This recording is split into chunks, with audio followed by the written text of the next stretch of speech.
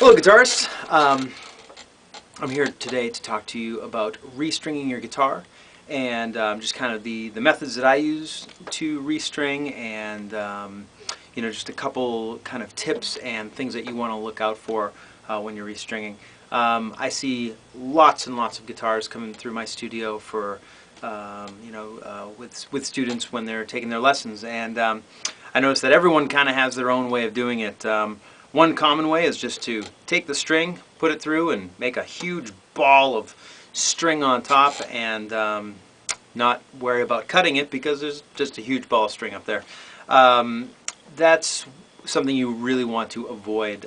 Your strings will never stay in tune.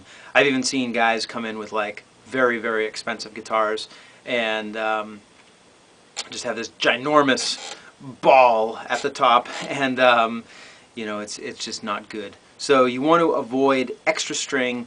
One thing that's really important is the angle that the string crosses the nut.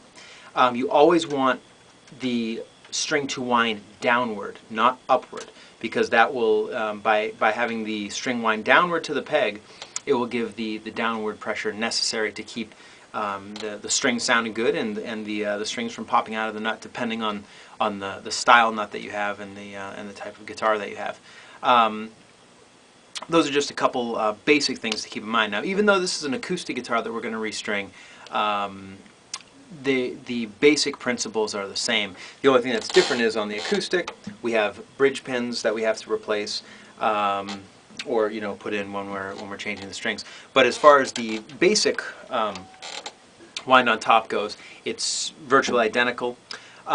You've got 3 tuners on a side for the acoustic, but this, again, the same approach applies to 6-sided.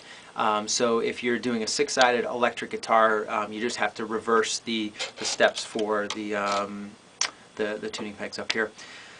One thing that I prefer on my guitars, I prefer locking tuners. My favorites are the Planet Waves Auto Trim. Those are really great. I have them on a lot of my guitars. I also use the Spurzell locking tuners and the Schaller locking tuners.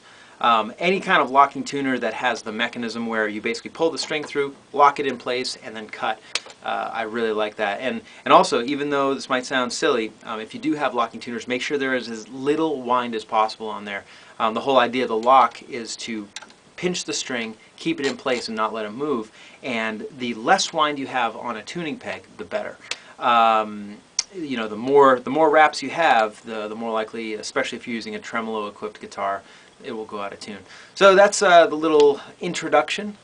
So what I want you to do is, if you're going to go to the wound strings or the lower strings on the guitar, check out the next video. And if you just need the plain strings, you can click to the 3rd video in this series.